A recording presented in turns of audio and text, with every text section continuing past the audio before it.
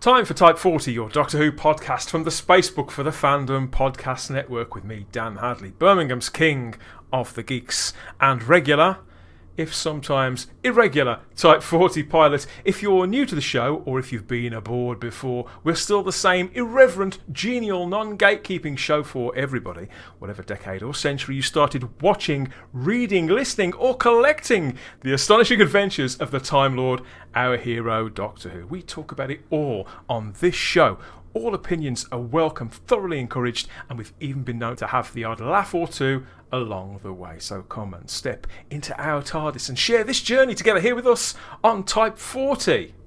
And although we're not region locked, we are kind of time locked, so I won't waste a single moment more before I introduce my co-pilot this time. He's taking a couple of hours out from rearranging his box set shelf to make way for a new arrival. It has to be the original Lunatic, Simon Horton. It's that Christmas Eve feeling again.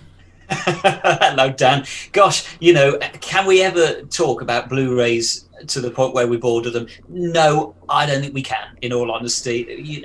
Everybody knows, anybody that is a regular listener here knows we love these Blu-rays, don't we? Episode after episode, conversation after conversation, I think our love for this particular range that started nearly 3 years ago now. Can you believe that? Our love for this range, it knows no bounds, and in the last however many months it's been since the last box set, obviously we've been on rations, but yeah, it's all just stoked the boiler. We are here now. There's a new box set about to drop, Season 8. It's a minor miracle though, isn't it, that we've got it as soon as we have, all things considered.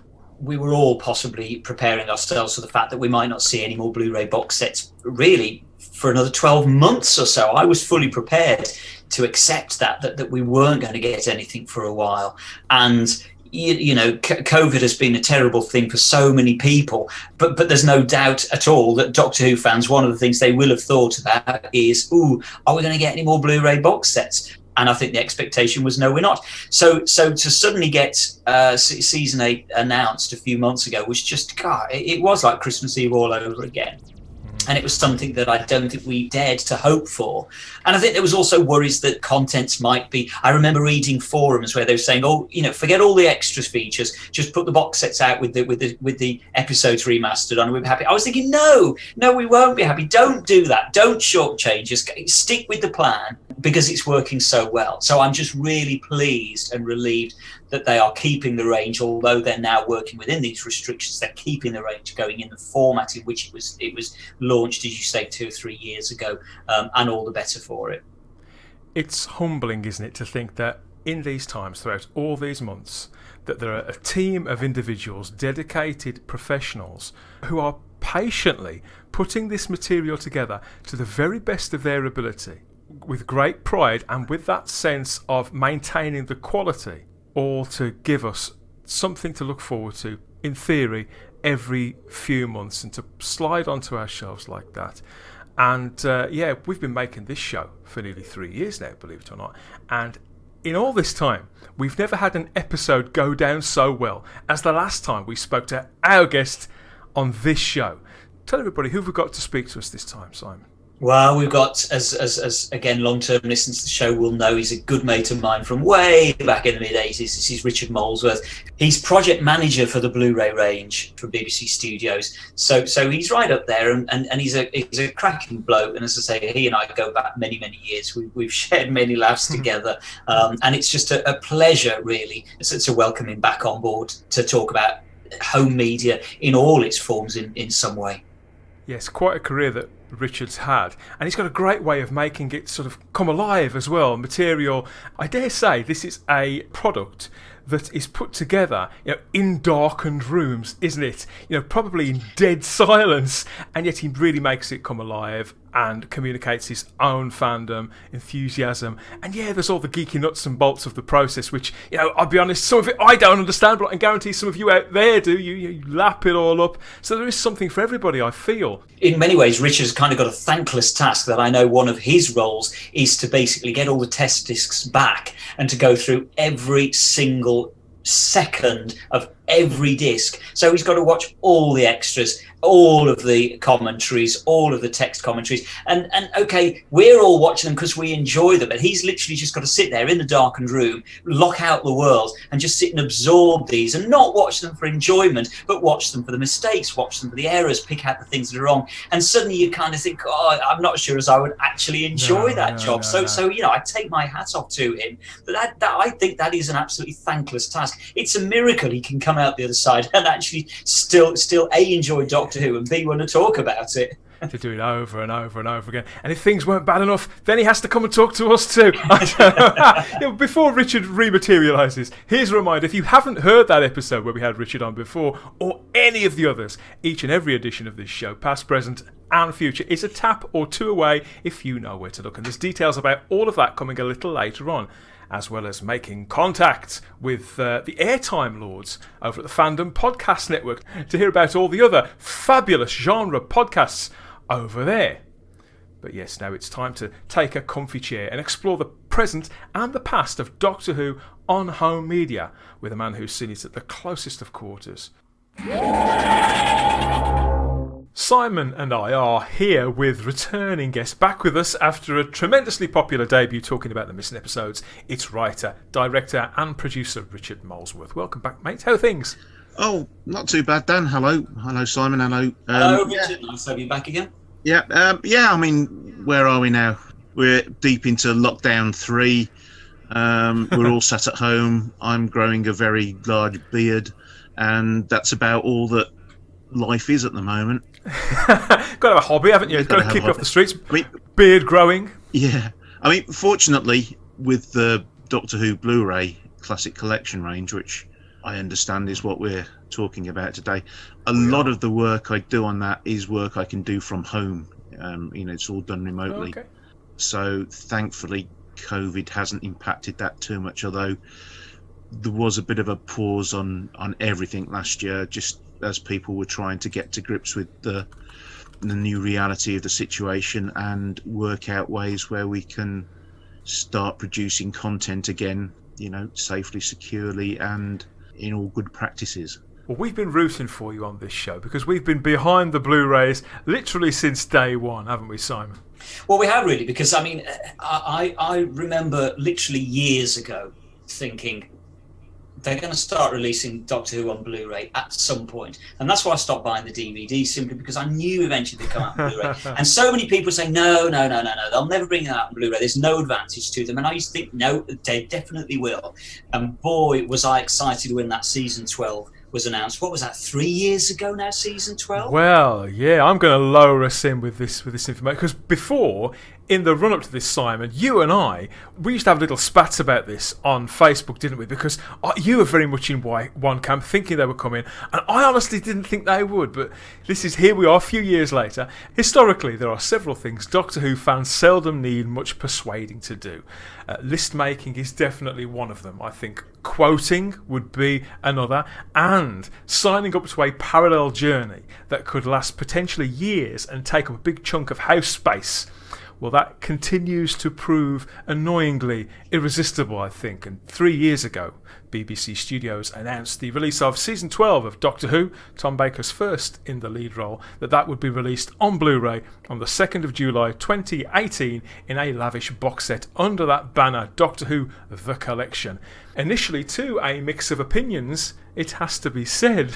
Simon very much on one side and mine on the other.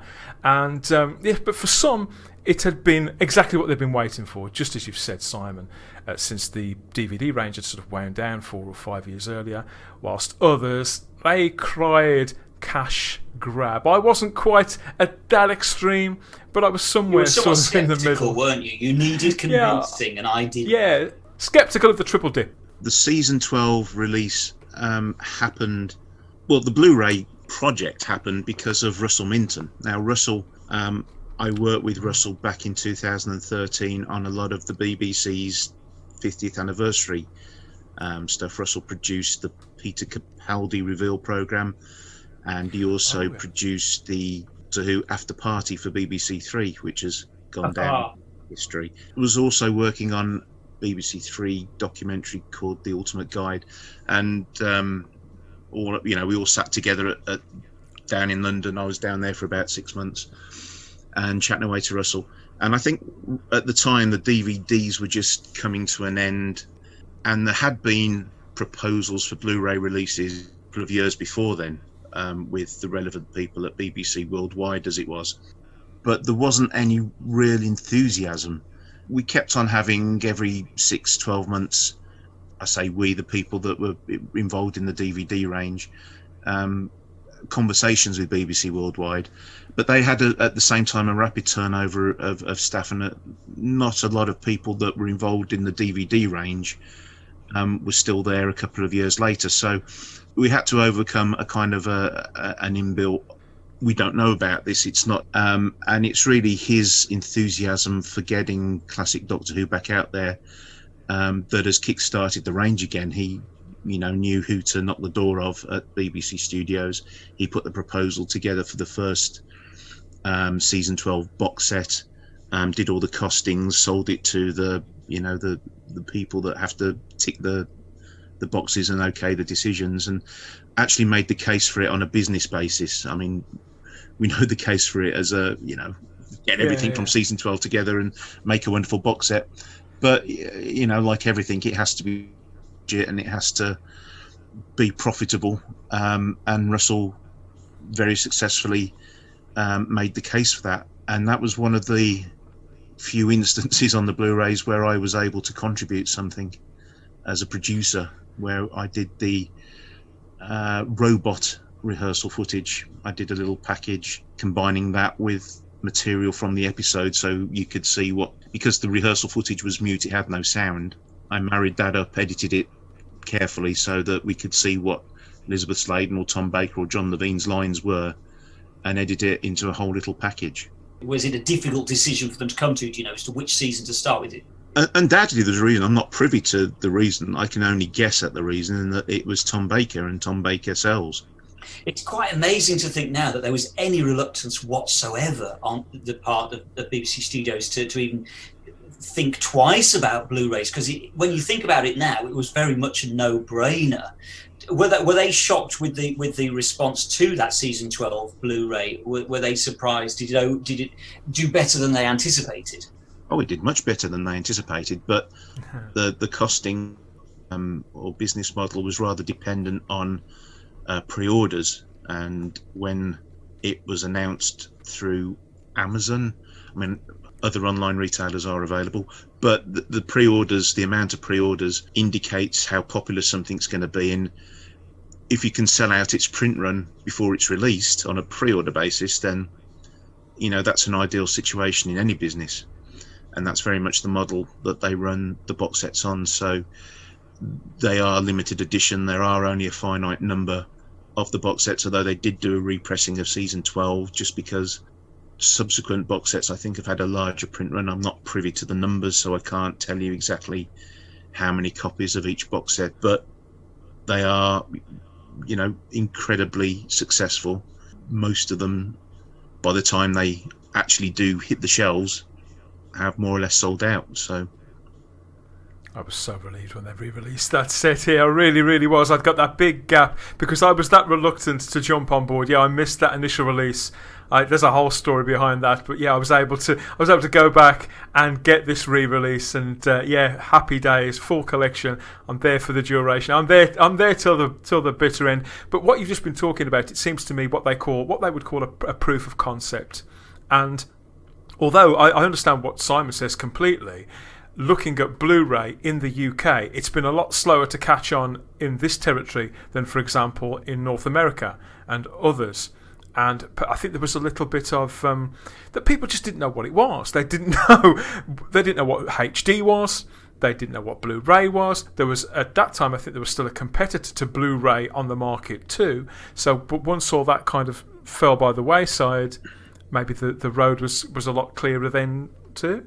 Well, I'm not entirely sure. I mean, Blu-ray, it's a difficult thing at the moment because my understanding is it's more or less a dying brand in America. In the UK, it still has a significant presence. But what the retail future will be post-COVID, who knows? The thing is, with the Doctor Who collection Blu-rays, they are very much niche. They have their market, and they very much pay for themselves, prove themselves, work as a concept. But it's a very, very tiny part of what BBC Studios do and the amount of product they put out.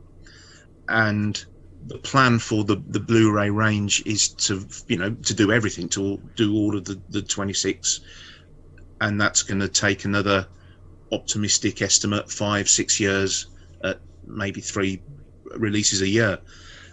And there is a little question mark whether Blu-ray will be around in that time in the way it is now. So nothing's set in stone and nothing's guaranteed, but hopefully the range is here for the duration. Blu-ray has got has had a bit of a change in how it's perceived in the marketplace. It's not like DVD used to be when you could, or HMV, gosh, how old are we, when we had shops like that and have rows and rows and rows of DVDs, $9.99. Oh, don't. Mecca. I mean, there are hardly any places that do that now, and most of the sales seem to be routed through Amazon or other online platforms. It has evolved in the years since season 12 came out. Will have to evolve to cope post-COVID. So, the aim is to get all 26 seasons out on Blu-ray, and I fervently hope we can do that. But if Blu-ray dies, well, if they don't get all 26 series out, I will personally track down and throttle whoever it is that puts a block on it, because we are loving these Blu-rays so much. Well, I mean, one thing that I'm really interested in that you touched on there is the idea of them being limited edition releases. And this is something I've never really, from a commercial point of view, understood, because my thinking is, why limit them when they do sell out and then people are clamouring for them and paying 400 quid on eBay for them? Is there not I can't quite work out why BBC Studios wouldn't just basically say, yep, it's out there and go and fill your boots. Well, I mean, I have no insider knowledge of the business model, so I can't categorically answer that question for you, Simon. I can only hazard a guess, and having worked in a logistics role in a previous incarnation, you want to get stuff out of the warehouse as fast as you get it in, and it's all well and good having a range that you can sell in 5 or 6 years time, but you'd rather get it all sold in 4 or 5 months. And it's always a case of diminishing returns. You get an initial, this isn't the figure, I'm just guessing, but for point of argument, say they order 20,000 of each box set. What is the amount you have to order to get a reprint, if you like, at a viable cost price? Is it another 5,000? Is it another 10,000? So you sell out your initial 20,000. Yeah. That sells out before the release date. You order whatever the next batch is, let's say it's 10,000. That could sit there for another 12 months before that sells out. And it's that investment on stock which perhaps they're looking to avoid, because that is a lot of money tied up. That's a lot of warehousing. And if your initial order from Amazon of that 20,000, if they're taking, say, 12 or 15,000, then if their next order is only for 400, you have to box up 400, send them off to them, and then the next order's for 150, then they want another 200. It's that sort of little bits and bobs market I suspect they're not that interested in pursuing. I've never thought of it from that point of view, and that makes just total 100% commercial sense. Never thought of it like that before. Over at Warner Brothers, who I understand they still distribute the titles in America, a lot of the DVDs went out of print years and years ago over there, to the point where they were changing hands for silly money. And I think it was around 18 months, a year ago, the label started a sort of print-to-order, a manufacture-to-order system for some of the out-of-print DVDs, where people could potentially fill the gaps in their collection. So maybe that is the way that everything physical media will end up in 5, 10, 15, yeah, I don't think that's ever been tried in the UK, but I've seen, certainly for some of the American Doctor Who DVDs, is that what you're referring to, Dan? Yeah. Is that Warner Brothers? Yeah. Okay. Yes, sorry. Yeah. Yes.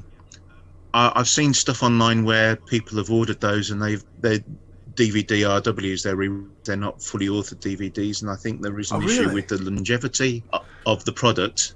That's a very different kettle of fish. To put them out on DVD RWs, that's a very different situation and item that you're purchasing. Yeah, because they're literally actually print to order. They are, and I have actually got some, not Doctor Who. I've got some Perfect Strangers DVDs that came from America on Warner Brothers label, and they are, as Richard says quite rightly, they're on rewritable discs, and they are literally print to order, which is a really odd concept. But I suspect that the logistics exercise you need to back up that sort of service, it's very cost intensive, so the profit in that can be very small, I would have thought. Going to be minimal, yeah. And as much as the whole range is a product of love for all of the people that work on it, at the end of the day, it's got to be a business model for BBC Studios. Absolutely. That's always got to be the bottom line. Well, at least it is doing really, really well, because, as you say, every time one is released, it sells out straight away. So it's great to see, from our point of view as just fans, that they are selling well and they're doing well. It's nice to see that. Going back in time just a year, and the range had to take effectively a kind of unintended mid-season break. The realisation dawned on us, didn't it, Simon? Once we'd got used to the fact the entire world had changed, we got used to the fact that we had to lock ourselves down, and where are we going to get our groceries and our toilet paper? Where's all the toilet paper gone? Once we'd got all those things nailed down, we were turning to one another and thinking, oh God, what about the Blu-ray collection? Let's get our priorities right. I'll tell you what, Dan, the Blu-ray collection came above my concern for Lou.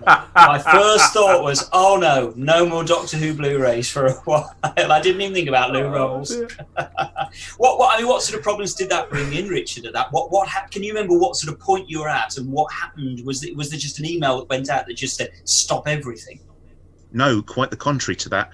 The situation was, if I remember rightly, the timeline, we were just putting the final touches to season 14.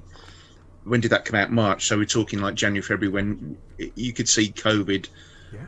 It was starting to become a problem, and you could see the inevitable things that were going to happen. I think it slowed down a little bit the ability to get season 14 out the door in terms of getting test discs. The way the production of the Blu-ray projects works is, this will answer your question eventually, Simon, but that's all right, you go for it. Russell is in charge of the range. He commissions all of what we call the VAM, the value added material. These are all the behind the sofas and documentaries, any new item that's on the box set. Russell commissions that. He comes up with everything that's going on a season box set. He does that in conjunction with Pete McTighe, who has got a big master plan spreadsheet tucked away somewhere where he's decided where every bit of old DVD VAM is going to go on the new box set range, because not all of the documentaries stay on the same disc as they came out on DVD. Yes, we noticed this. Russell's got the master plan. He puts it all together. The people go out individually: Chris Chapman, Paul Venices, Steve Broster, Pete himself, Russell. They film all their items. Now, all of the season 14 stuff had been filmed before lockdown, so that was all in the can. They all were getting their items edited. They all go to a central production facility for quality control. I get then sent the reports. If there are any problems, we go back and forth until everything's resolved.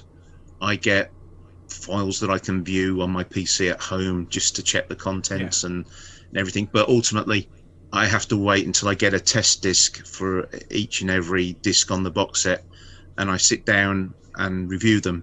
And we were just getting to test disc stage for season 14 when I think the lockdown started looking ominous and it was about to hit.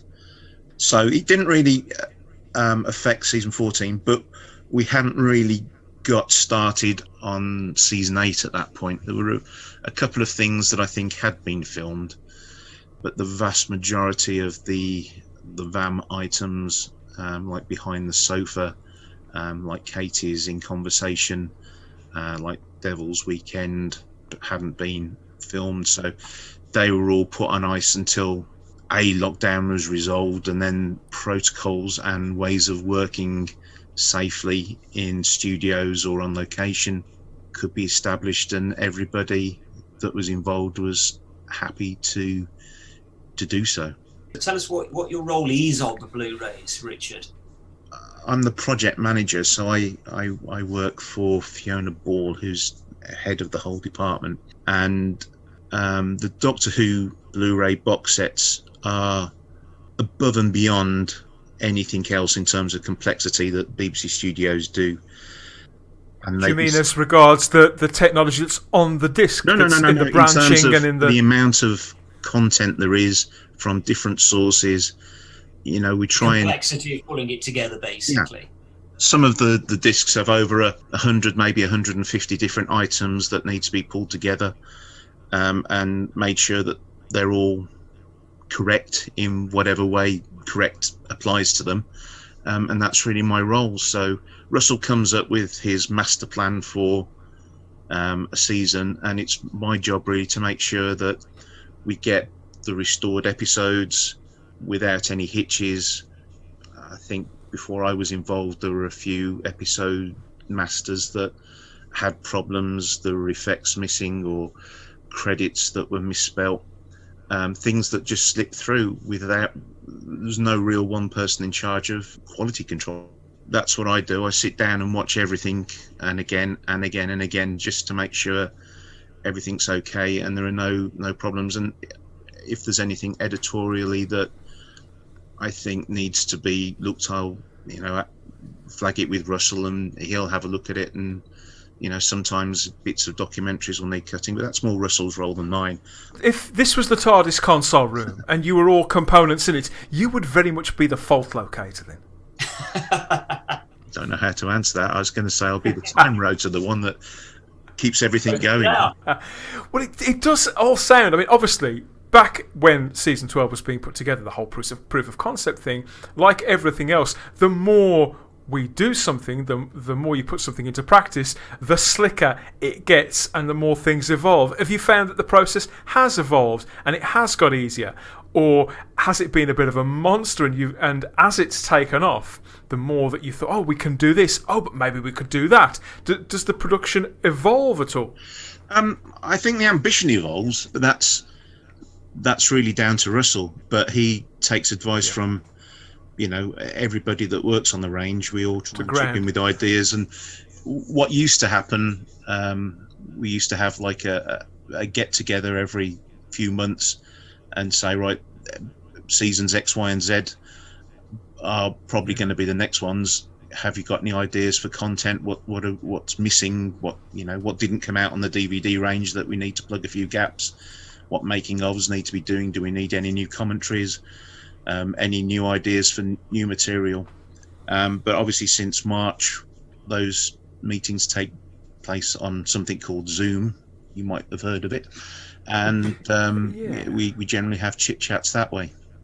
dates have shifted a lot on these sets as to when they're scheduled and when they eventually get released. Originally, you know what Doctor Who fans are like. Originally, Doctor Who fans were a little bit narked about this, but now I think it's something of a running gag, and there's a little bit of affection there, and it's enough that we know what's on the way. But there is a sort of, I mean, we're talking about here with COVID not in the equation, but there was always a rough plan going forward. But is it based on sort of doctor by doctor? So, you know, like we'll do a Pertwee, then we'll do a Colin, then we'll do a Sylve, or is it more thematic than that and revolving around such things as anniversaries or availability of people? If there is a system, I'm oblivious to it. It seems like hippy-dippy to me. There is a logic in some areas, but I can't really go into too many specifics. The release date question, though, I think people don't understand it's the way the market has changed and the way the product has changed. Back when we were making the DVDs, we'd have everything delivered maybe a year or more before the release date. So all of the documentaries would have been edited, quality checked, compiled onto the DVD master tape. All of the audio commentaries would be done, all the production subtitles would be written. Everything would be done, checked, ready to go up to a year, maybe longer, before the release date. We don't have the luxury of that sort of schedule at the moment. I think it's something that Russell would like to build in, maybe a bit of, now we are literally hand to mouth, and that's the nature of the market now. And what people I don't think understand is when a box set is announced, there is also a tentative release date. But when season 8 was announced, there was quite a lot of that content that still hadn't been delivered, let alone checked, signed off, agreed. I only signed off the last bit of season 8 earlier this week. We go on to the test disc review from next week, and as long as there are no problems with the test discs, then whatever the release date is should hold. But you can never guarantee that there won't be problems, and with the best will in the world, release dates do slip. It's not something we want to do, and it's not something we like doing. My personal preference would be not to announce a release date until every box has been ticked off. As Dan says, we know it's coming out. We know it's coming out imminently, so we don't actually need a release date. And I think Dan's also right in that. Now we all just treat the release date with a sort of lovable affection that we know it's going to change, but it doesn't matter because we know it's coming out. I mean, was there anything on the season 8 box set that just couldn't make it because of COVID? Did it kibosh anything specifically, or did you manage to get everything ultimately done on season 8 that you planned? Paul Venezis was looking to do something about the Cloven Hoof pub sign, which has a very interesting history. But that just couldn't be done under the lockdown regulations. It would involve a lot of complexities in filming and getting people together and trying to find the pub sign wherever that is. Paul is looking to rejig it into something else, not totally connected to the pub sign now, but the concept that might see light of day in a slightly revised format. I was meant to be doing something on the Doctor Who exhibitions for the season 14 release, which I had to postpone because the person I was talking to about providing some CGI had health problems unexpectedly, and a lot of the work had to be abandoned, and I just didn't have time to get somebody else on board to get that up and running. But hopefully I will be able to do something on the Blackpool and Longley exhibitions in the future. But nothing really has been lost. Well, I think we all pray that you managed to get a feature done on the Longley Blackpool exhibitions, because I mean any long-time listeners of the show will realise that everybody here just loves those old exhibitions. But presumably, season 8 was always planned to be the next season. Really? So after season 14, was there a plan for a different season? Then obviously you're not going to be able to tell us what that was, but. Plans are always in flux. Plans are always changing. There have been so many plans that have been abandoned. I completely lose track. I can just about get my head around what the plan is at the moment for season 8 and what the plan is for the next season. But beyond that, I don't know what the plan is. I've heard various iterations of plans, but they all change. So people who say, "Oh, I know what's coming next," no, they don't, because very often we don't. I love that though. I like that. Well, that's the beauty thing. As Tom Baker says, I think it's in Revenge of the Cybermen, and that's the thing with plans. They come together in bits and pieces, and so perfect. If you don't, so do you actually know what the next season should be? And is that? And I know you can't tell us it, but is that sort of cast in stone now, or is that still potentially in a state of flux after season 8? There is a release that is being intensively worked on now. If it doesn't follow season 8. Something else will have to come in its place, and we'll have to start intensively working on that instead. So never say never, but as far as I know, the release after season 8 is as set in stone as I've ever known a release to be a set in stone. We were thrilled, weren't we? It was late last year, around November time, when season 8 was confirmed for intended release in the first quarter of 2021, originally for the 23rd of February, I think, but now obviously it's TBC, which we totally understand. I have to tell you though, Richard, this guy sat here on my left here, he is annoyingly good. We're talking about a 6 out of 7 hit rate so far at guessing which season is coming next. It's infuriating. All right. And was he right on that one? I think I was, wasn't I? I think I was right on season 8, and I think my reasoning behind season 8 was I was kind of forward thinking and thinking, okay, well, it's the 50th anniversary season 8. So you're applying logic where logic doesn't exist, son. I'm a Doctor Who fan. I can't help it. I've got OCD. What do you expect? I mean, what I think is interesting with season 8, and one of the reasons why I'm particularly interested in seeing this once it comes out is I know that Peter Crocker has said that season 8 is the most actually in Doctor Who magazine in the preview, Peter Crocker says that season 8 is the most challenging of all 26 series. And Mark Ayres has also said that season 8 is one of the most problematic audio-wise. So from that point of view, you kind of think, well, why would you pick season 8 then? If it's why is it the most challenging of all 26 series? With black and white episodes, you're working from 16mm film.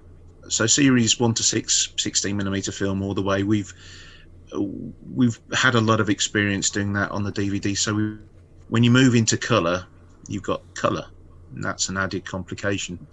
And with especially the first 2 John Pertwee seasons, a lot of the original no longer exists, the colour videotapes that the stories were recorded on. Now season 8, we've got 3 out of the 25 episodes still on their original 625 line 2 inches. We haven't got the original quads anymore. They've been junked by the BBC. They're now at the National Videotape Archive. The BBC backed up all of their 2-inch stuff before it was junked onto other videotape. I can't remember off the top of my head whether it's D3 or Digibeta or a combination of both. I've got a feeling it's on D3 and Digibeta. So we've got that material to work from those 3 episodes, and they look fine. And also the Claws of Axos studio recording is on that format.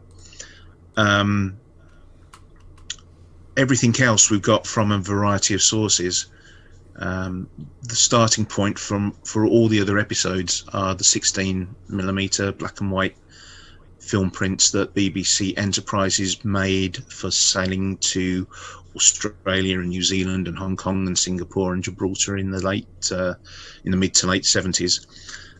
And that's where the picture detail from where Peter Crocker has been working on, using the vidfire technique to restore the video look to the sequences filmed in the studio. But you've got your problems there with stuff that was filmed on film and how it's retained in 16mm film print. And even I get confused when I try and think about it. It's all to do with field dominance and how you get a mishmash of frames if the field dominance isn't correctly set, but nobody knew how to set them. There was no reason to set them, because as long as it looked fine on 2-inch, no, it wasn't a problem. It's only when you then film record the film sequences. There are some episodes that we've got on 2-inch videotape but have been converted to the American NTSC system, and that's where a lot of the color information is coming from for this release. So we take the color from the best NTSC source, professional 2-inch tape, and overlay it onto the 16mm black and white film. That looks surprisingly very, very good. It doesn't look as good as the 2-inch, but it does look in most places a lot better than just watching the 2-inch NTSC conversions back to 625. But for the episodes where we can do that, we've also put those on the box set as well, only in standard definition. So Claws of Axos 2 and 3 and All of Colony in Space, we've put the DVD restorations on in standard definition, where they came from reverse standard converted NTSC 2-inch tape. But proper versions of the episodes on the box set, we're starting with 16mm black and white tele recordings with the colour signal overlaid. Or Terror of the Autons and Mind of Evil and Demons, there was no original colour available from 2-inch tape. We had to rely on domestic sources for the Demons and Terror of the Autons and Mind of Evil. The colour recovery on episodes 2 to 6 that was done for the DVD release, and the complete recolorization from scratch for episode 1. So there's a whole hodgepodge of different picture elements that have had to be brought together and successfully remastered for the Blu-ray release. And on top of that, Mark Ayres, who does all of our audio restorations, has been trying to get the best results from episodes where we only have the 16mm black and white films audio. Those films, there's an audio track that's actually printed onto the film strip, and those are read by an optical reader, and that's the only version of the audio for the episodes that's there. Something off a 2-inch tape, at least you've got a good quality audio soundtrack there. So for things like Mind of Evil and Terror of the Autons and the Demons, the film prints is the source of the audio. Now Mark's tried with a great deal of success, I have to say, audio techniques combining the best elements of the sound from the film recordings with good quality off-air audio recordings made at the time of transmission from various fans, and has come up with audio which is significantly better, I think, than how it appeared on DVD. So much so that for 2 of the stories, Terror of the Autons and the Demons, he's been able to do a 5.1 audio mix on those 2 stories, which again enhances the audio experience of those. I was really intrigued with Colony in Space to see that there are 2 different versions of Colony in Space on there. And I think you've touched on it there, but I'm being the geek that I am, I'm still just intrigued by what was it that you were able to do with Colony in Space specifically that presumably you weren't able to do with any of the stories, as to why you've got 2 different versions of Colony in Space on there.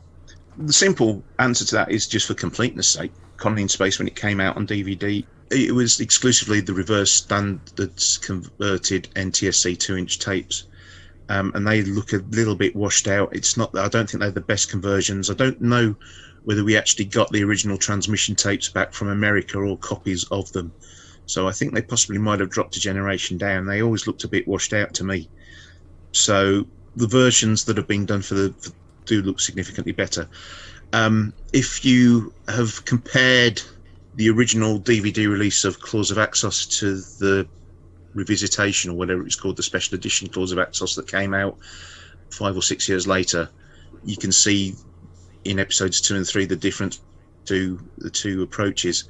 I think Inferno also had a special edition DVD which used the black and white films.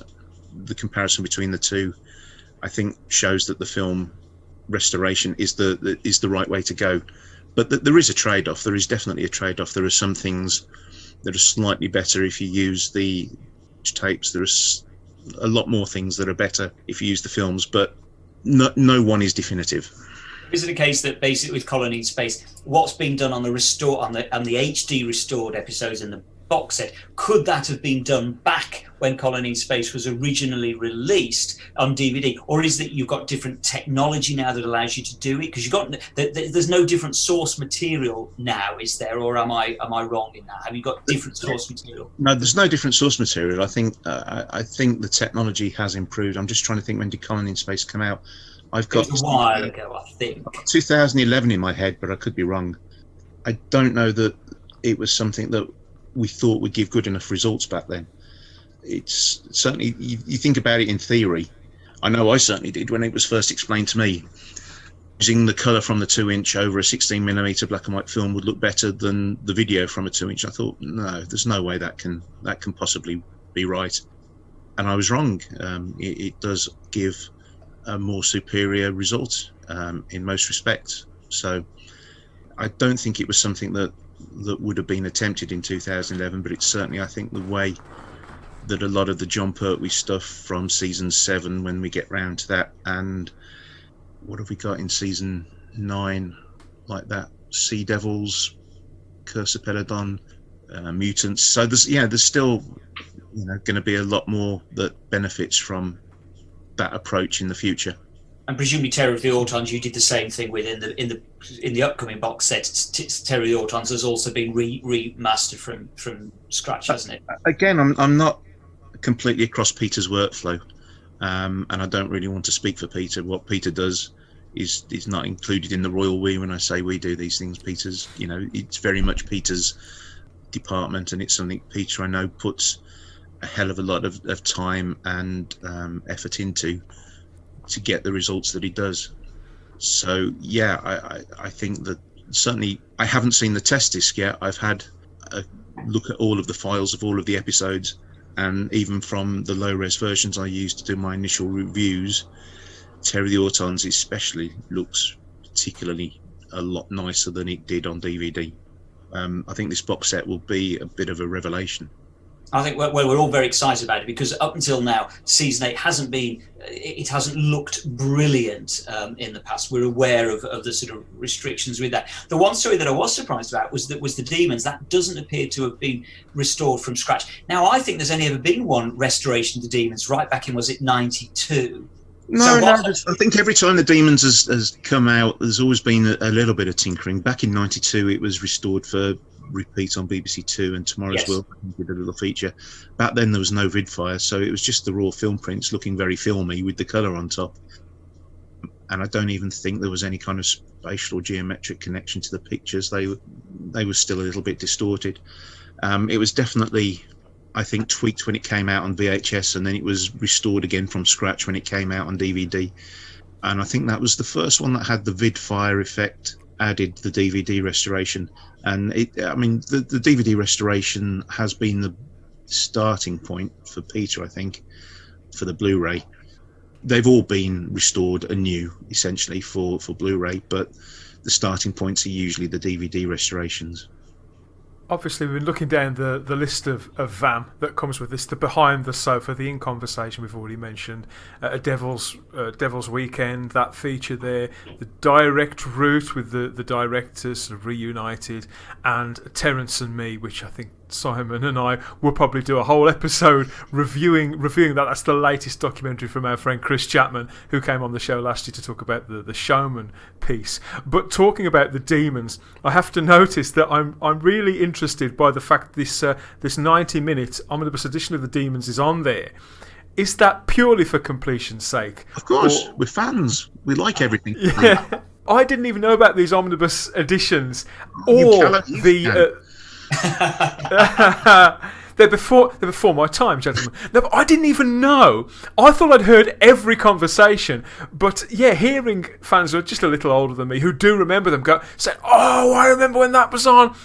Just renewed enthusiasm, specifically to see that cut down version. 10, 15 years ago, we were all about the limited editions, all about the special editions. Give us as much new stuff as we can. Now we want you to take it away and give us these truncated versions. Put simply, we want as many reasons for people to buy the box sets as possible.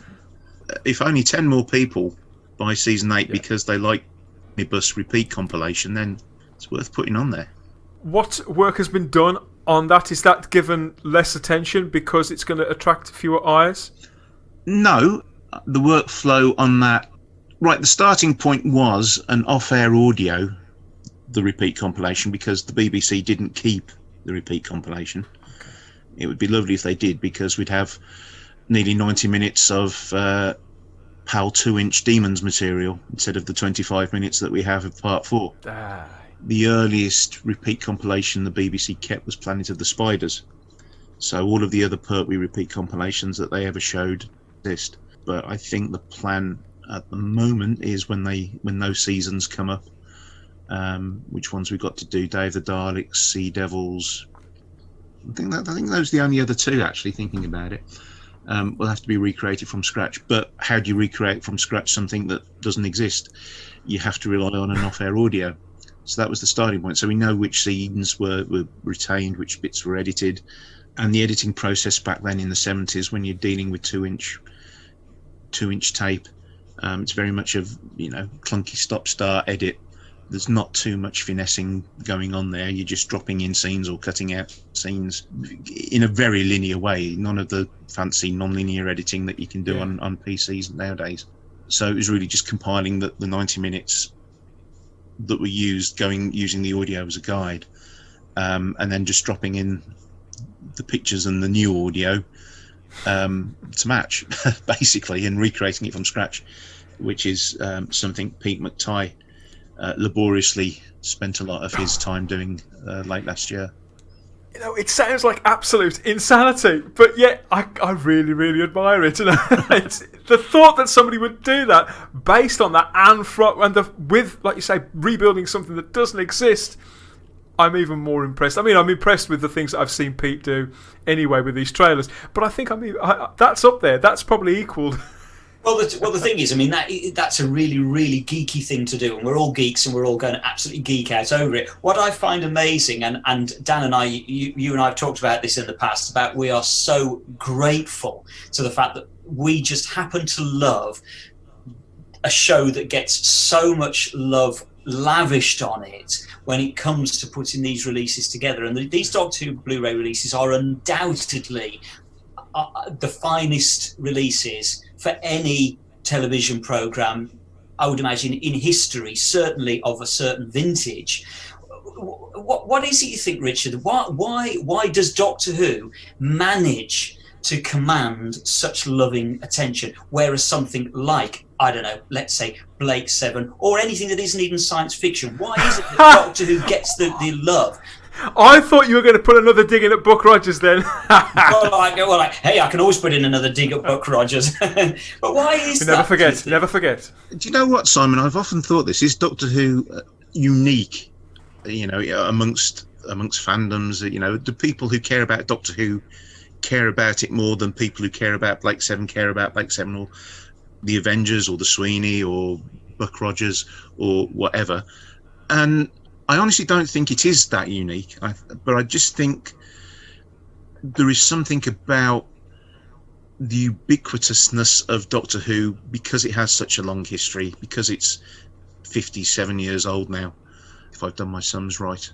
I used to think maybe Doctor Who fandom was just a thing that all Doctors are part of. I really do think now it's a bit more fragmented.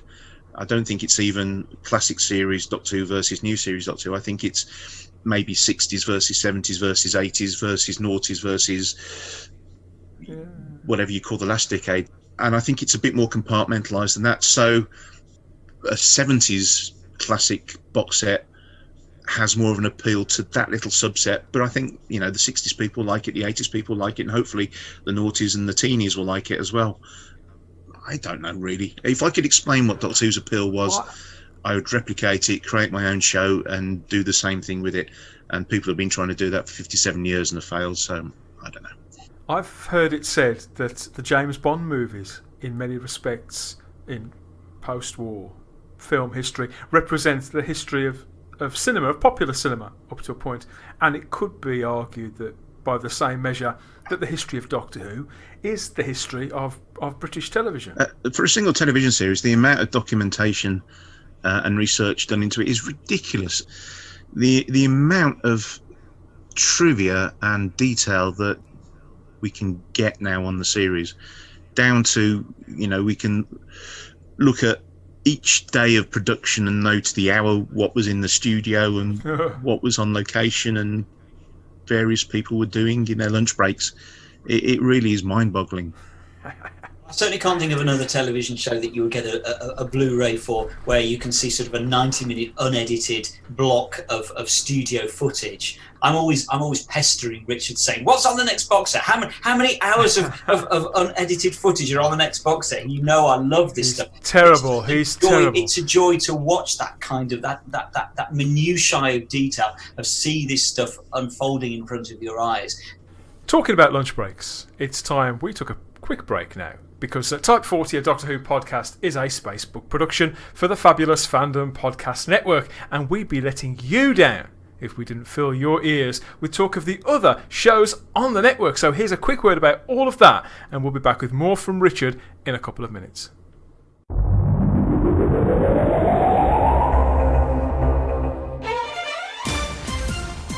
Thank you for listening. We hope you're enjoying this podcast. We like to continue to feed your ears by inviting you to listen to the Fandom Podcast Network and all of the other awesome shows we have to offer. It starts with our flagship show, Culture Clash, our weekly pop culture news podcast. Bloody Kings, our Highlander podcast. Couch Potato Theater, our podcast celebrating our favorite movies. Time Warp, the Fandom Flashback podcast discussing a year in movies and our favorite pop culture topics. End Zone, the NFL podcast. Good Evening, an Alfred Hitchcock podcast. Union Federation, our Star Trek and Orville podcast. Hair Metal, the 80s and early 90s rock metal podcast. Type 40, our Doctor Who podcast. Lethal Mullet, a 1980s and 90s action film podcast. What a Piece of Junk, a Star Wars podcast. And our newest show, Making Treks, a new Star Trek podcast with a deep dive into the final frontier with host Mark Newbold and Adam P. O'Brien. You can enjoy all of these great Fandom Podcast Network shows on our master feed at fpnet.podbean.com. Fandom Podcast Network is also on Apple Podcast, iTunes, Stitcher, Google Play, Spotify, and iHeart Radio. You can also find us on Facebook under Fandom Podcast Network. You can also email us at fandompodcastnetwork@gmail.com. You can also find us on Instagram and Twitter under Fandom Podcast Network. Thank you for listening, and remember, respect others and enjoy your fandom.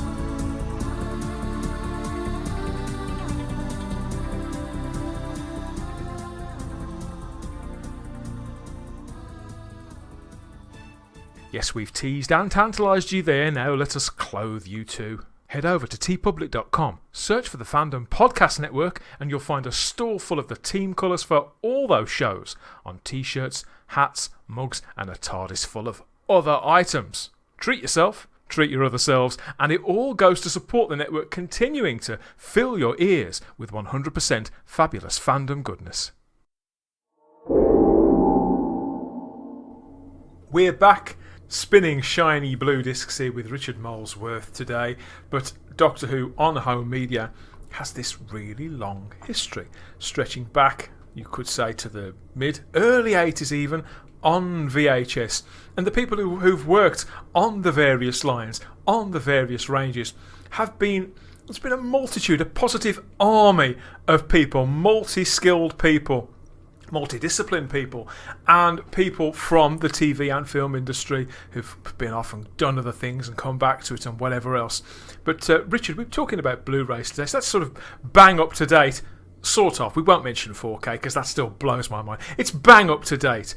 But all of this, it has a legacy, doesn't it? Working its way back over the last, say, 15, 20 years with you since the DVD range itself kicked in, its predecessor. So what was your role there, and how did you find that sort of segued into what you do now? Well, let's go back into real ancient history, because it all started with the VHS range. And I think the first thing I had any involvement in was the War Machines on VHS around about 96 or 97, where the censor cuts were found in Australia by Damien Shanahan and were able to be re-edited into the edited Nigerian film prints of the War Machines that we got back in 1984 to try and complete that story. Just after then, Paul Venesis, who at the time was working at good old BBC Pebble Mill, rest in peace, I really miss it, was able to convince BBC Enterprises, I think it was back then, could have been Worldwide, they change the name so regularly, that they'd really got their mythology wrong for mastering the VHSs, They were just picking at any old tape off the shelf or whatever was easiest to get to, and they weren't really going back to best source. And he offered to oversee the mastering of the VHS releases at Pebble Mill. He was just learning how to use 1-inch and 2-inch machines. Steve Roberts was able to do telecines of the film prints. So slowly but surely they took over producing the home video masters for the VHSs. In about 1998, 99 or something like that, I started writing all the sleeve notes for the VHS releases. So these would have been on the sleeve that goes inside that VHS case. Those things, they seem so large, don't they? But when you slide them in, the later sort of videotapes, clear cases, so you could see what was on the inside sleeve, which of course was feasible space to put information. Yeah, or even I used to write all the story blurb as well. So I remember for Time Flight, it was like, I'm going to keep it a surprise that this story has the master in, so all the blurb will not refer to the master. But my note was, I hope this isn't going to be ruined by whichever person does the artwork with the master on the video sleeve. So so I did all of the video blurb VHSs right to the end of that range, and that sort of overlapped with DVD coming in with the first official one was Robots of Death. There was a 5 Doctors, which is a sort of tryout that wasn't part of the official range, but the Robots of Death came out in 99 or 2000, something like that. It was very soon after, wasn't it? Very soon after the 5 Doctors. Yeah. I mean, that was just basically a very bare bones DVD with an audio commentary and a few studio floor plans. But it was still ridiculously exciting to see. I can still remember the excitement of that coming out on DVD, because you really felt that finally you were going to get to see Doctor Who in good quality, and it was good quality. Who knew that Blu-ray was around the corner? But those DVDs were great to begin with. Loved them. Mm-hmm. And Paul Venesis was in charge really of the audio commentaries at the time, and he did the first, half dozen himself, which I was able to sit in on most of those. One of the first ones was Spearhead from Space. I remember recording that at TV Centre. We got episodes 1, 2 and 3 done with Nicholas Courtney and Caroline John, and there was a complete power cut at TV Centre. The room we were in all went dark, the lights went out. Steve Roberts had to go around with the torch just to figure out what was going on. I think a local substation had blown up in London, and the whole of TV Centre was just blacked out for the evening, and it got backup generators, but the power had to go to keeping TV on air, and we had to abandon the commentary, and it had to be reorganised a few weeks later. And then within a couple of years, I was producing audio commentaries on my own. One of the first ones I did with Rafe Montague was Carnival of Monsters. And then I did Big Batch when, at the time, Matthew Waterhouse was living in America. And whenever he came over to the UK, he used to let us know in advance. So, if you want anything doing while I'm over. So he had a big batch of audio commentaries that I did with Matthew, which was like, in the morning it was Full Circle, in the afternoon it was Kinder, and then the next day we did Four to Doomsday in the morning and Black Orchid in the afternoon, which was great fun. But I think by Black Orchid, everyone had got a bit D-Mob happy. Peter Davison and Matthew Waterhouse and Janet Fielding, they just absolutely ripped the story to shreds, Black Orchid, which completely took me by surprise, because I'm actually quite fond of it. But they spent the whole of the first episode just tearing it apart. And poor old Sarah Sutton, who quite liked Black Orchid, because she was sat there going, oh, I like this one, which was great. But then I realised if that had been the first episode of a 4-parter, we'd have 3 episodes to turn this one around. I really had to go in and say, look, we're doing the final episode now. Let's have a bit more positivity on this one. And I think a lot of people have commented online how much they dislike the audio commentary for Black Orchid Part 1 especially, and I have to hold my hands up. I should have maybe been a bit better at making sure they were a bit more positive, because we like to hear what people have to say, we like to hear their memories, but we don't want them to be too negative, and people sometimes are negative. By all means criticise, but can we try and temper it with respect? So yeah, I mean, great fun producing audio commentaries and bringing forward onto the Blu-rays for season 18, State of Decay, with Lalla Ward and Rachel. But she was wonderful, and that was one of the new audio commentaries that we do from time to time on the Blu-ray sets. So yeah, I mean, it's been a long and potted and varied history. For somebody who's in this line of work, though, and for somebody who obviously stretching back, you're a writer, you're a director, you're a producer, you've been in this industry a long time. This was at the cutting edge of an explosion and a very specific evolution of home media. So whilst, what you just said about the audio commentaries, the Doctor Who line in particular, come to think of it, you didn't invent director's commentaries, but it was still something that people were sort of feeling their way through to know how people were going to behave, how they were going to respond, how it was going to be received. So I can see why. I can see that it was going to be trial and error and getting to the place that you're at now. Yeah, you just can't predict sometimes what some people are going to be like. But when you work with them a few times, I remember the first time I worked with Tom Baker, and you cannot fail to be intimidated by Tom Baker when you walk in and see him for the first time. And I honestly didn't know how he was going to be, whether he was going to be cooperative or grumpy or moody or an absolute joy. And I meet him in the reception of the studio. He looks me up and down and says, Richard, I think I'm working for you today. And I just smiled and went, no, I think it's the other way around, Tom. Very good. Right, I knew we were going to get on after that. And what was that? What was that for, Richard? Do you remember? Yes, I think, again, it was a day we were doing 2 audio commentaries. In the morning, we did The Deadly Assassin, and then in the afternoon, we did Planet of Evil.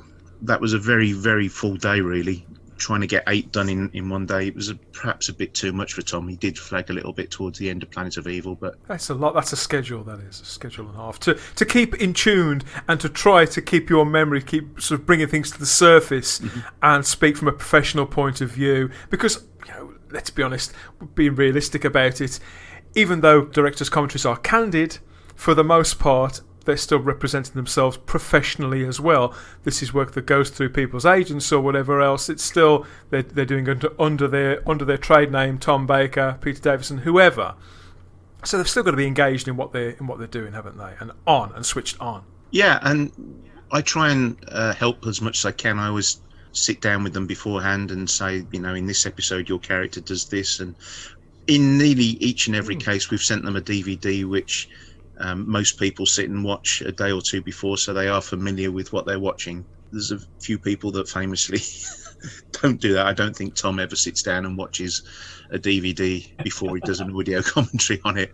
But yeah, most people are happy to listen to what you want them to do and what's expected of them. And I can't think of any examples when anybody's been cooperative and given 100%. So, and it's not easy. It's not at all easy. I think one of my personal favourite audio commentary for The Time Meddler, and to get from a William Hartnell story, the producer and the script editor together in the same room to talk about that story was just a complete a total honour.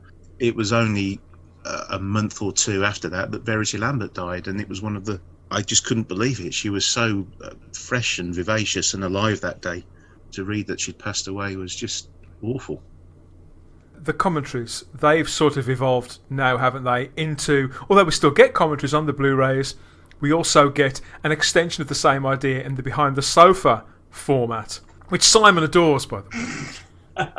You had to say it, didn't you, Dan? I've kind of gone on record as, I absolutely adore the Blu-rays, but I'm sorry, I'm not a fan of Behind the Sofa. But, it's personal preference.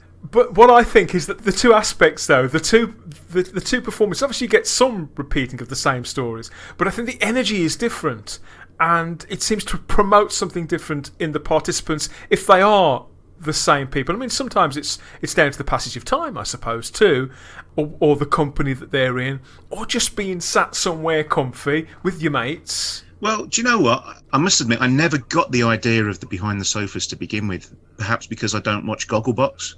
Apparently that's a big thing. But getting people sat on a sofa commentating on what they're watching on TV, it's certainly something I wouldn't have thought of. But once you watch them a few times, and Simon, I would encourage you to give them a go, especially on season 8. There is some. I watched them all. Right. Why are you shaking your head? I've definitely watched them all. I really have watched them all. Trust me. Okay. Well, there's always going to be a case where some are better than others, and it depends on the story as well. If you're flogging a dead horse on a really mediocre story, Heimflight, then you're on a hiding to nothing.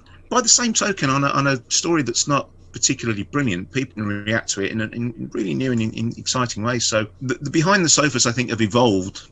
I think people that participate in them regularly have got more of an idea of what's expected of them, not just to sit there going, that'll come out well on video. It's somebody sitting there nodding their head. Yeah, it depends on, you know, what they can remember, or if they've got no connection to what they're watching, but have got a, you know, something that they like to see. Like on season 14, I thought coupling Sophie with Peter Purvis, I thought that was wonderful, watching them both falling in love with Tom Baker's Doctor for an entire season. You know, I thought that was wonderful. So yeah, I mean, it's horses for courses. And the joy is with the Blu-rays, there's so much content on there. We can afford to put things on that doesn't have to appeal to everybody. If somebody doesn't like watching the behind the sofas, I'm very, very sorry, but there will be other things on the box sets that... Well, I think that's my point, really. The fact that there are different ways of taking in similar or the same information, depending on, you know, just like in teaching, different people have learning styles. We all receive information in different ways and take things on board too. So I was wondering, scenes as that seems to have a kinship with the director's commentaries. Speaking as somebody who's spent a career in VAM, do you see other similarities as well in other aspects of the box sets compared to the DVDs that maybe have more subtleties than the likes of Simon and myself would maybe realise, where ideas grow out of others? I mean, I think Russell's approach is very definitely different to Dan Hall, who was in charge of most of the latter of the end of the DVDs from about 2007 onwards. And Russell's approach seems to be, if you can find something that works well on TV, can he adapt it to the Blu-ray? So Gogglebox has become behind the sofa. There was a thing, I can't remember what it was called now, but it was getting 4 people around a table having a meal. The Doctor's Table on season 23, which is one of the best features I've ever seen on any Blu-ray. It's beautiful. Indeed, but there's a TV show that does that with just 4 random celebrities. Oh, I see. Right, and that's where the idea came from. Season right. I'm not aware of it. No, I think Russell is very, very across what is, you know, hot on TV, and if there's a format that he can be heavily influenced by, he will look at that and say, can we translate this into something that'll make the Doctor Who range a lot more accessible to not only the people that were there in the 70s, but maybe the Jodie Whittaker and Peter Capaldi fans and Matt Smith fans. So on season 8, for example, we've got Sacha Dhawan and Anjali Mahindra. They've got no connection to John Pertwee and Roger Delgado and season 8 at all.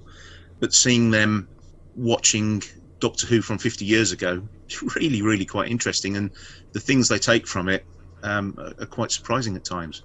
One of the features that I absolutely adored on the season 12 box set, and I realised why it wasn't repeated again, but it was a tragedy, was Doctor Who Times, which was the sort of hour-long feature that put everything in context and showed you what television was going out at the time of season 12. And as a fan of a certain age, that was just brilliant to watch. And I realised why it wasn't repeated. I'm guessing it was just an absolute nightmare from a point of view of logistics and permissions and copyright clearance and all that kind of stuff. But it was a magnificent feature, and it is a shame that wasn't continued. Yeah, it was a clearance issue, and it's something that certainly deserved its place on season 12 and probably, you know, deserved to be repeated. But logistically, financially, clearance-wise, I think it's just something that was untenable going forward. Certainly, from a clearance position, things, without wanting to get into the technicalities, things that you'd think would be an absolute doddle to clear sometimes are not. And chances are, if something isn't on the sets, it's not because we've forgotten or we don't want them on there. It's simply because there are issues over clearance. I mean, case in point, on the season 23 Trial of a Time Lord, we had the Christmas quiz Tomorrow's World with Colin Baker, and we needed to get Kenny Everett's appearance on that cleared.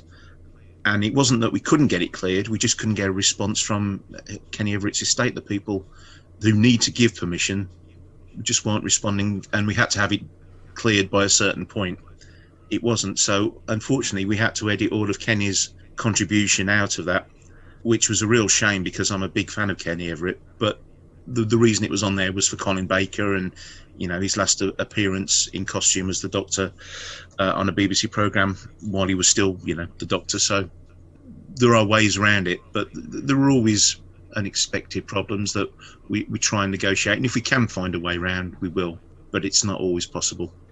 It's absolutely fascinating. I'm a big fan of Kenny Everett as well. I'm just thinking what a shame that is. I'm just rewatching his shows at the moment. I'm really glad you told me, because I was really, really intrigued as to why Kenny Everett was missing from that one. So thank you for clearing my little... that's another box for me. Yeah, and it's not because we couldn't get it clearance. We just didn't get the clearance in time. Did they eventually reply? If they did, if they didn't, I'm not across that. I'm not in charge of clearances. But even if they did, it was too late. So yeah. C'est la vie.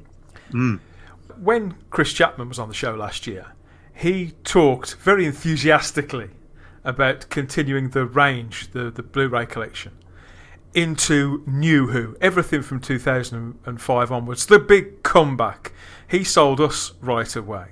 Does this interest you too? Yes, to a certain extent. And plans always change, remember this. But I would like to get all of the classic out the way first. I don't think it's something that we should be contemplating while we're still working on the classics. Now, that might take 5 or 6 years to get all of the classic seasons out the way. Or we could learn next week that the next box set that we're working on after the next box set that we are working on will be from the New Who range. I don't think that the barriers or the obstacles are that large there. It certainly remains to be seen what there is in terms of the archive. Now, I can recite from memory what exists for classic Doctor Who. I can recall, you know, what stories have got studio recordings or film inserts or 71 edits. I haven't got a clue what the archive is on New Who, and I don't think many people do, to be honest. There's a lot of things down in Cardiff which, quite rightly, aren't on the main BBC. It's because the film and TV library for the BBC only really concerns itself with transmitted programmes, so studio and rushes and things like that don't usually factor into it. Quite rightly, you know, it's not what the archive is there for. So I think there is certainly material around still at the BBC, could be utilised, has been safeguarded. I know Paul Venices has spent a few days down in Cardiff going through archive and making sure that things have been kept for future use. So I know there are thoughts going on about doing something with the new series, but I don't think it's going to be anytime soon. But it would be, certainly from a logistics exercise, something I'd be very interested in, because just to have a complete set of, say, the Christopher Eccleston season with all of his Doctor Who confidentials and a good cross-section of all the Blue Peters and TV pro at the time and all the trailers that were done, all of the commentaries that were recorded, and having access to any behind-the-scenes stuff that I think still exists to make new packages from, and then throwing that together with Behind the Sofas and Doctor's Table, the things that we do on the Blu-rays are equally as applicable to the new series rather. You know, it could be a very, very interesting project, and I think it will happen. I'd be absolutely gobsmacked if it didn't happen, but I don't think it's going to happen soon. But what do I know? Do you think? I mean, Dan and I have talked about this endlessly. Do you think we are going to see black and white seasons come out eventually on Blu-ray? And do you think it will wait till the end of the range? And I know I'm putting you on the spot with that. Do you think is it a possible question to answer? I don't think it's all going to be congested at the end of the range. I don't think. I must be honest, I'm very surprised we haven't had one yet. I'd have thought we'd have had one by now. Because that is a theory. That's a theory that gets passed around in fandom quite a lot. Richard, what Simon's just said, they're leaving the black and white stuff to the end. I've never really understood. I've never stopped to question it. And this is where I did get my prophecy wrong, because I did actually prophesy a black and white season before, I think season 14. I said, I'm sure the next one will be black and white. So I'm surprised as well. But I just wondered whether there was a policy decision to just say, let's just hold on to it purely because of the lack of availability of the material. What do we do with the missing episodes? And if there's a definitive answer to that, I'm not across it. So I don't know what the plan is. I really don't. Can only guess. And my guess would be they would be represented in some way, shape or form. Now, some of them, there are telesnap reconstructions, some of them there are animations, some of them haven't been touched at all. I'll be very surprised if, when it comes to a season box set, there are gaps. Every story will be represented in some way, shape or form.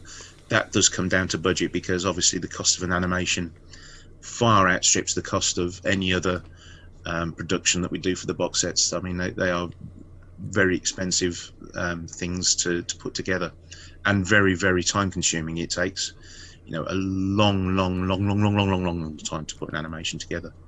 Really seriously long time, a lot of work, a lot of effort.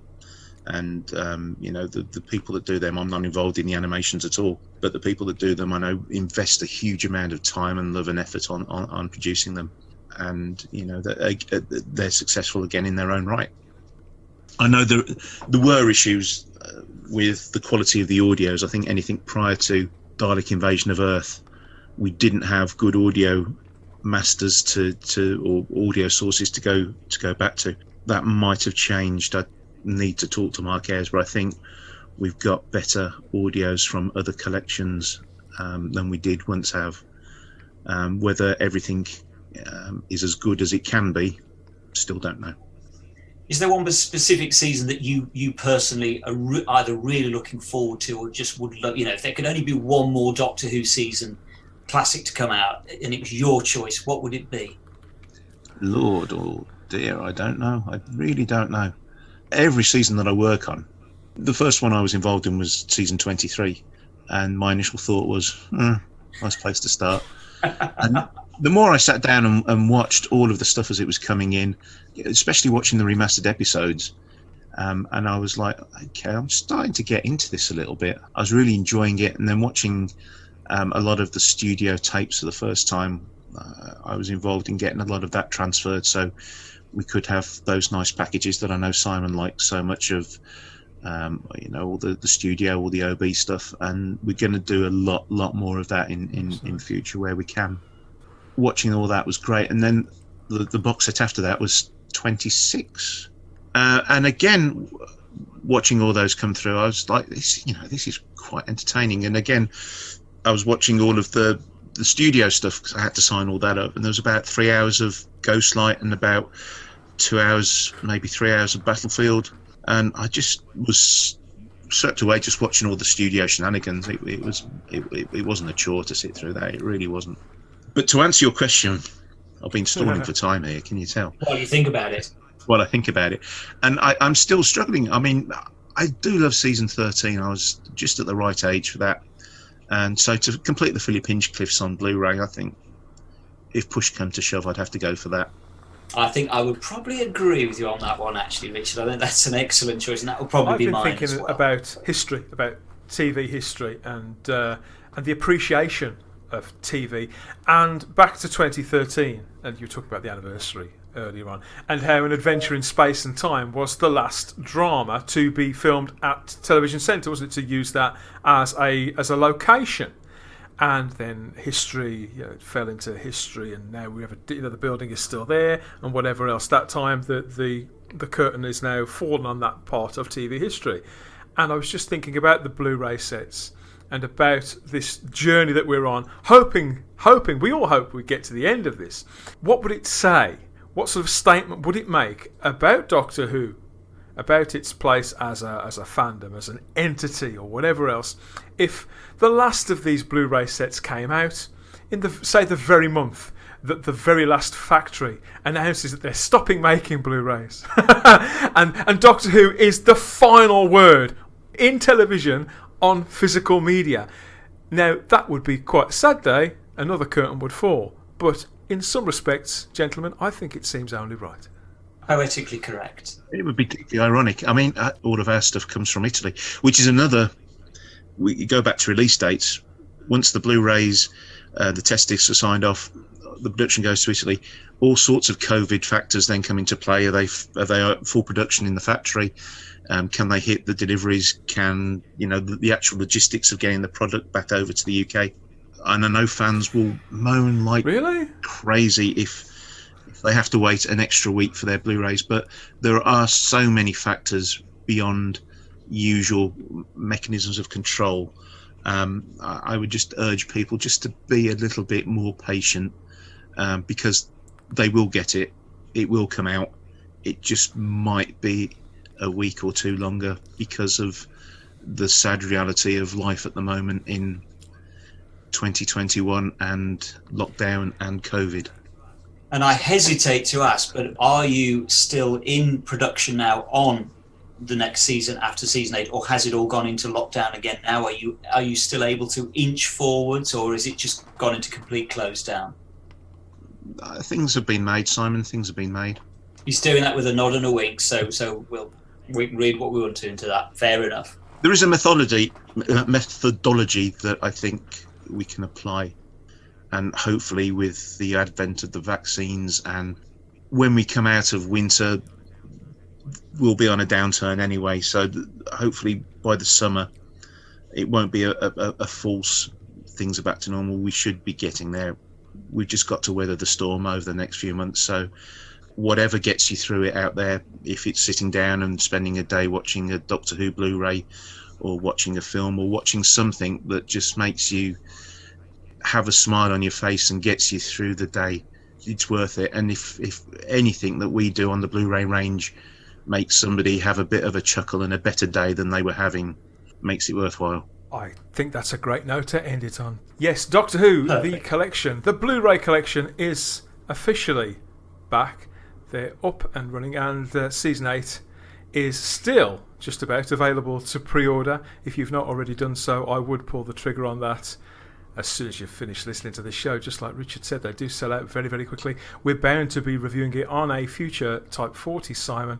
I'm really looking forward to it, even more so after our talk here with Richard, and about the broader context of the sets, how all this information, this value-added material makes its way into our Blu-ray players and before our very eyes. Thanks for joining us again here, Richard, and please send our best wishes for continued success to everybody who works so hard on the Blu-ray, so painstakingly, and making our lockdown days that bit brighter. Now, Brigadier, what about this doctor? I gather he's not a British subject. But then who is he and where does he come from?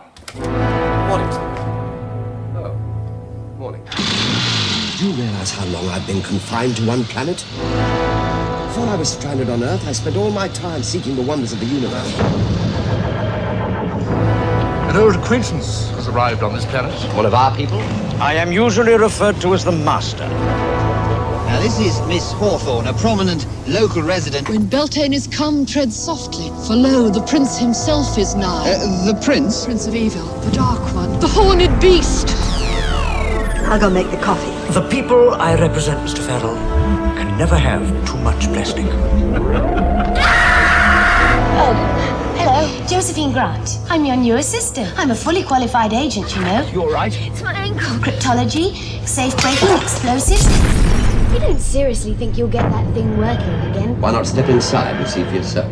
It's bigger inside than out. That's because the TARDIS is dimensionally transcendental. What does that mean? It means that it's bigger inside than out. Doctor, all that talk of yours about travelling in time and space, it was true. Well, of course it was true. It was all quite different when we left back in 71. You left in 1971? No, 2471. Humans are watching us. Go away! Quiet! Stand by. Welcome back, viewers. Here at the Devil's Hump, the excitement is intense. The stage is set. UFO entering atmosphere now. This ship was not built, it was grown. And now its nutrient is all but exhausted. We would like to stay. In return, according to your custom, a payment. Axonite. Must have it. What is a Nestine? A Nestine is a ruthlessly aggressive, intelligent alien life form. At least we should be ready for them this time. Too late, Captain. They're here already. Death is always more frightening when it strikes invisibly. Reverse it. Reverse what? Reverse the polarity. I am your master. Bring it in on that French stewards of Europe. If I could leave, I would. Look at all those planetary systems, Doctor. We could rule them all. But you don't know what's out there. Then let's find out. There we are. It seems that time is running out in more ways than one. If you mend the TARDIS, we can both escape. Both. Until then, we either escape together From me... Or we die together. It's goodbye now.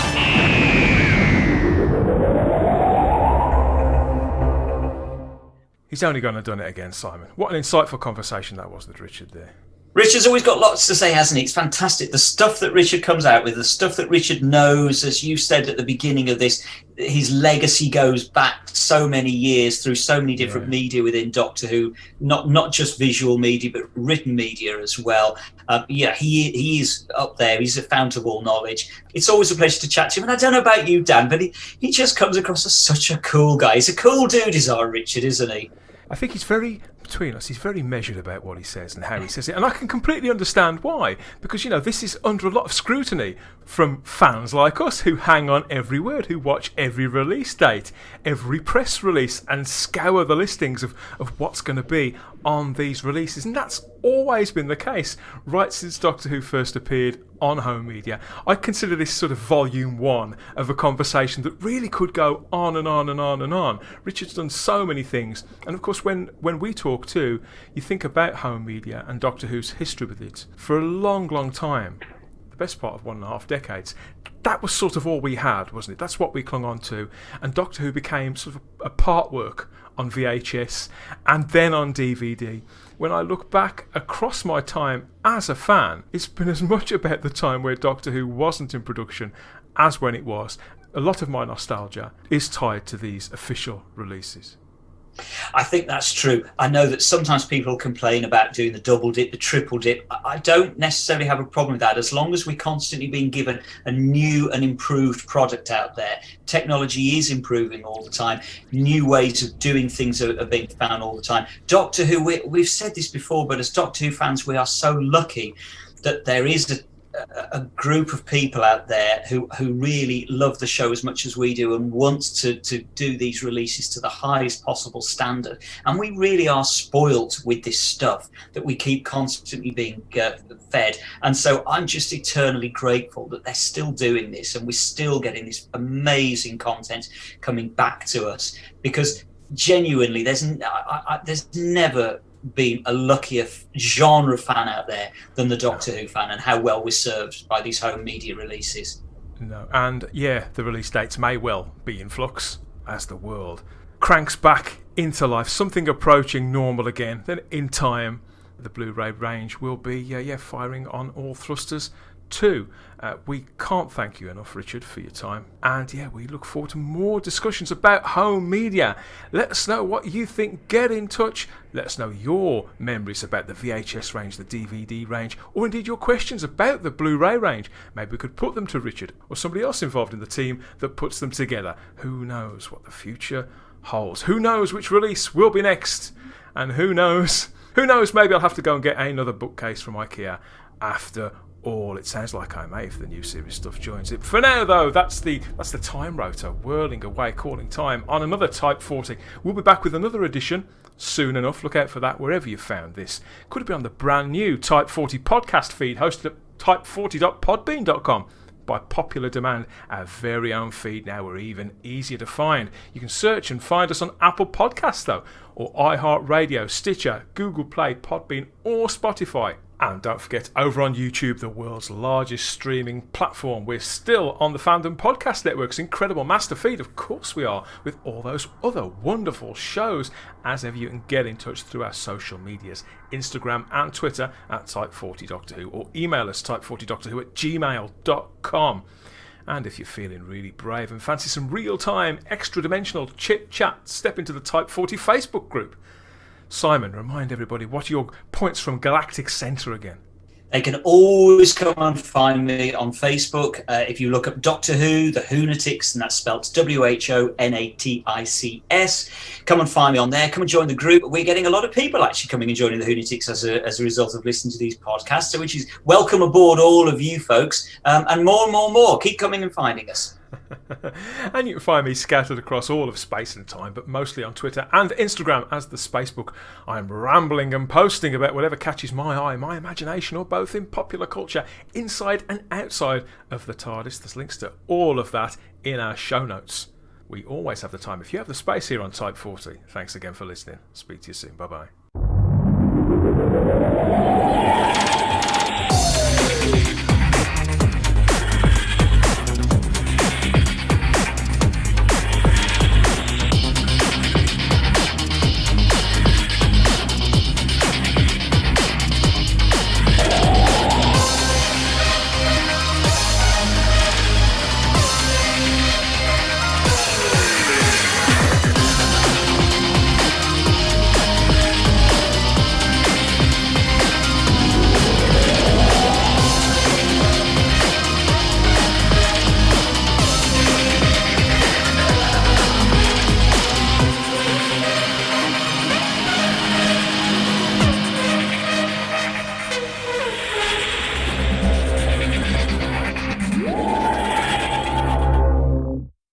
Type 40, a Doctor Who podcast, is a Spacebook production for the Fandom Podcast Network with music by Problem Being.